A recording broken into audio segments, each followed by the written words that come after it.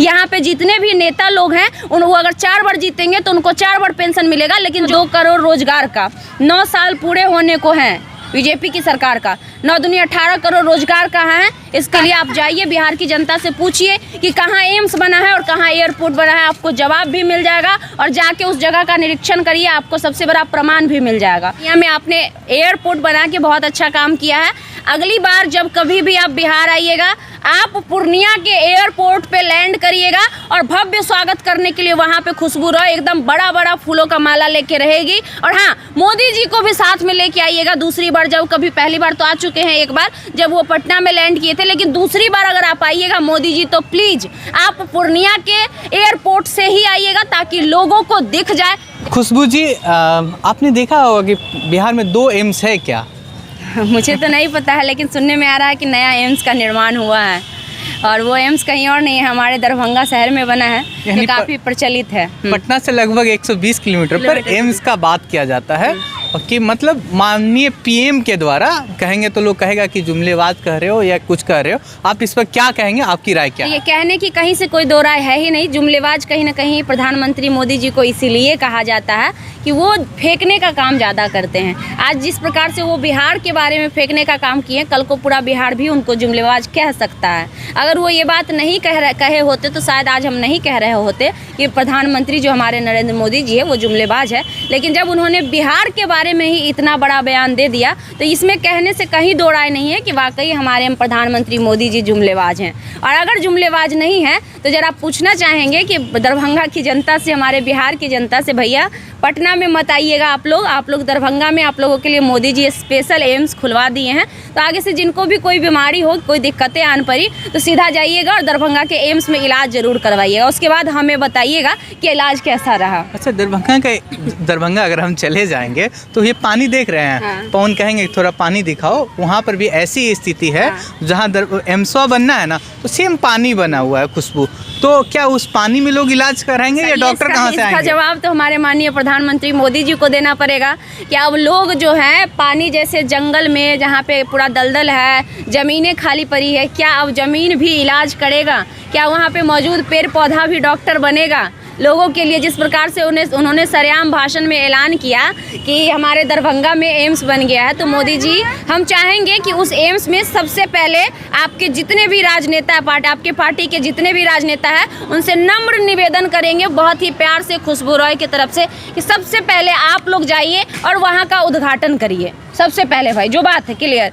BJP party के जितने भी नेतागण हैं आप लोगों से हमारा अनुरोध है, दीजिएगा, हम भी कवर करने चले और डेट बता दीजिएगा, हम लोग भी वहाँ पहुँचेंगे मिठाई खाने और ये लोग कवर भी करेंगे।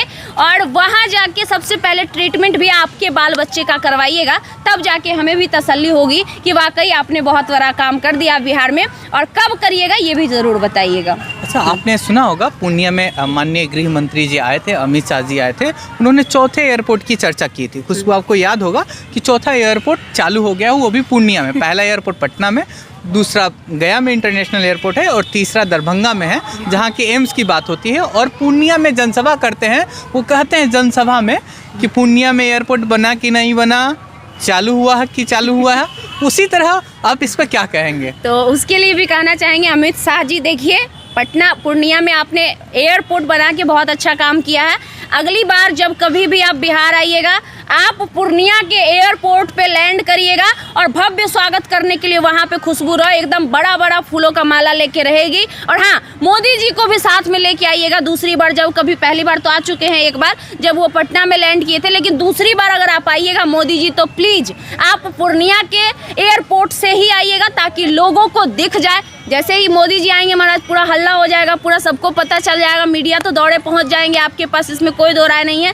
तो प्लीज़ मोदी जी आप अगली बार, आप जब कभी भी आएँ, अमित शाह जी जब भी अब अगली बार आए तो पूर्णिया एयरपोर्ट पे लैंड करिएगा, पटना में मत करिएगा। वैसे भी पटना पुराना हो चुका है, कुछ नया में करिएगा, हम लोगों को भी अच्छा लगेगा और हम लोग देखना पसंद करेंगे अपनी आँखों से। अच्छा, जब आप बीजेपी नेताओं की बात करें, ये देश के पीएम और हम गृह मंत्री की बात कर रहे हैं, जब ऐसे बिहार की जनता के सामने ये सरेआम झूठ बोलते हैं तो बिहार के प्रति देश के पीएम के और गृह मंत्री का बिहार के प्रति नजरिया क्या होगा? एक बात बताइए, उन्होंने सच कब बोला है? उन्होंने कहा कि हमने देश को स्ट्रांग कर दिया है बाहरी रूप से, लेकिन हमारा देश अंदर से पूरा खोखला है। बिहार के बारे में बात करें, पहले हम देश ही का बात कर लेते हैं ना। वो देश के पीएम हैं।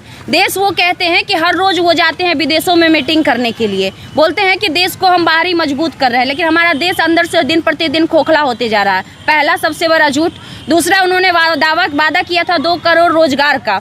9 साल पूरे होने को हैं बीजेपी की सरकार का। 9 दूनी 18 करोड़ रोजगार कहाँ है, इसका हिसाब देना पड़ेगा मोदी जी को। इनफैक्ट जितने भी बीजेपी के नेता हैं सबको देना पड़ेगा। वो हो गया। इससे पहले भी कई बार उन्होंने कहा है कि हमने यहाँ ये कर दिया, हमने वहाँ ये कर दिया, और आज जो बिहार में बोले हैं वो प्रमाण काफ़ी है। सबसे बड़ा बिहारियों के लिए आप जाइए, बिहार की जनता से पूछिए कि कहाँ एम्स बना है और कहाँ एयरपोर्ट बना है, आपको जवाब भी मिल जाएगा। और जाके उस जगह का निरीक्षण करिए, आपको सबसे बड़ा प्रमाण भी मिल जाएगा। वो सबसे बड़ी बात हुई। उन्होंने कहा था बेटी बचाओ बेटी पढ़ाओ, इनका स्लोगन था। क्या हमारे देश में बेटियां सुरक्षित है? कृष्णा जी, हम आपसे सवाल करना चाहेंगे। तो इतने दिन में ये झूठ के अलावा क्या सच बोले हैं, अब आप बता दीजिए हमें। आपने बेटियों का नाम लिया तो खुलेआम कहा जाता है बेटी पढ़ाओ, हाँ। बेटी बचाओ। उसी नारे में मोदी जी, आपको याद होगा कि बेटी पटाओ कहे थे, शायद वो आपका भाषण हाँ। याद होगा। मन की कार्यक्रम शायद हमको याद है, उस पर क्या कहेंगे? आपने कह ही दिया था। तो वही तो हम कह रहे हैं ना कि आज तक उन्होंने सच बोला ही कब है? जब भी वो बोले हैं, मुंह खोले हैं, तो झूठ ही उनके मुंह से निकला है। और इतना बड़ा झूठ निकला है कि कभी कभी हमें भी शर्म आता है ये कहते हुए कि हमारे प्रधानमंत्री माननीय मोदी जी है। जिस प्रकार से लगातार वो झूठ बोलने का काम कर रहे हैं। एक प्रधानमंत्री का काम होना चाहिए कि हमारे देश की बेटियों को सुरक्षित रहना चाहिए। वो ऐसे धीरेन्द्र शास्त्री जैसे ढोंगी को शरण देते हैं, जो हमारी माताओं को, जो हमारी बहनों को, जो सिंदूर और मंगलसूत्र नहीं लगाती है उसको खाली प्लॉट से संबोधित करता है, उनको वो शरण देते हैं, उनको वो प्रायोरिटी देते हैं, उनको वो सिक्योरिटी देते हैं। और जो जवान हमारे देश पे शहीद होते हैं, जो जवान हमारे देश को सुरक्षा प्रदान करते हैं, उनके घर में जब वो मर जाते हैं, बस एक बार उनको 56 तोपों की सलामी मिल जाती है और उसके बाद उनका परिवार खा रहा है, पी रहा है, मर रहा है, भटक रहा है। इससे किसी को कोई फर्क नहीं पड़ता है। यहाँ पे जितने भी नेता लोग हैं, वो अगर 4 बार जीतेंगे तो उनको 4 बार पेंशन मिलेगा, लेकिन जो हमारे देश के बॉर्डर पे दिन रात एक करके अपना खून पसीना बहा के हमारी सुरक्षा में धूप में खड़े रहते हैं, उनका पेंशन ये लोग खा गए हैं। अब बोलते हैं उसको पेंशन नहीं मिलेगा, तो हम क्यों ही माने कि ये हमारे देश के लिए अच्छा कर रहे हैं? कैसे माने? एक तो दूसरी और एक नहीं, जितनी भी सरकारी नौकरियां थी उसमें जब पेंशन था तो लोग, जो बच्चे थे ना, बाल बच्चे, अपने माँ बाप का बुढ़ापा में इसलिए सेवा करते थे कि उनको लालच था कि कम से कम माँ बाप को पेंशन आ रहा है, पैसा का घर है, लोग माँ बाप का सेवा करता था बच्चा। लेकिन जब से पेंशन खत्म हुआ ना, माँ बाप का संख्या पता कर लीजिए आप किसी भी वृद्धाश्रम में जाके, अधिक से अधिक वृद्धाश्रम में आपको माता पिता बच्चे भेजते हुए नजर आएंगे। अपने देश की सेवा, बिहार की सेवा करते हुए एक दरोगा की मृत्यु हो जाती है समस्तीपुर में। वहाँ पर भी अपराधी मार देते हैं। वहाँ पर देश, बिहार के कोई नेता या केंद्र सरकार के नेता आखिर क्यों नहीं जाते हैं? ये कुछ सोचने वाली बात है। और अपराधी अभी तक भी फरार है, ऐसा क्यों? अगर देश का प्रशासन या प्रदेश का प्रशासन, बिहार पुलिस सुरक्षित नहीं है तो आम जनता का क्या हाल होगा? कहीं पे भी सुरक्षित नहीं है। चाहे हम बिहार की बात कर ले, बहुत सारा ऐसा काम होता है, कुछ जगहों पे न्याय मिल जाता है, लेकिन बहुत सारे जगहों पे लोगों को न्याय नहीं मिलता है। प्रशासन तस्कर मार के चला जाता है। प्रशासन जो है आज की डेट में, कुछ ही प्रशासन है जो एक्टिव है और कुछ प्रशासन है जो अपने दायित्व को, अपने काम को समझ रहे हैं और क्या बोलते हैं, ईमान पूर्वक उसको निभाने का काम कर रहे हैं। बाकी लोग जो है करप्ट, हर जगह करप्शन है। बाकी लोग जिनके अंदर करप्शन भरा हुआ है, उनको कोई फर्क नहीं पड़ता है हमारे देश में, हमारे समाज में क्या चल रहा है। उनको बस अपना पिटारा भर रहा है, इससे मतलब होता है। उनको अपना महीने का सैलरी टाइम से आ जाता है, इससे मतलब है। बाकी दुनियादारी से कोई मतलब नहीं है। जनता कहाँ जा रही है, मर रही है, जी रही है, उन लोगों को कोई फर्क नहीं पड़ता है। खुशबू, 2024 में लोकसभा का इलेक्शन है, मोदी जी भी आएंगे, अमित शाह भी जी आएंगे। क्या लोग, जनता, बिहार का जनता कहेगा कि एयरपोर्ट कहाँ बना था अमित शाह जी,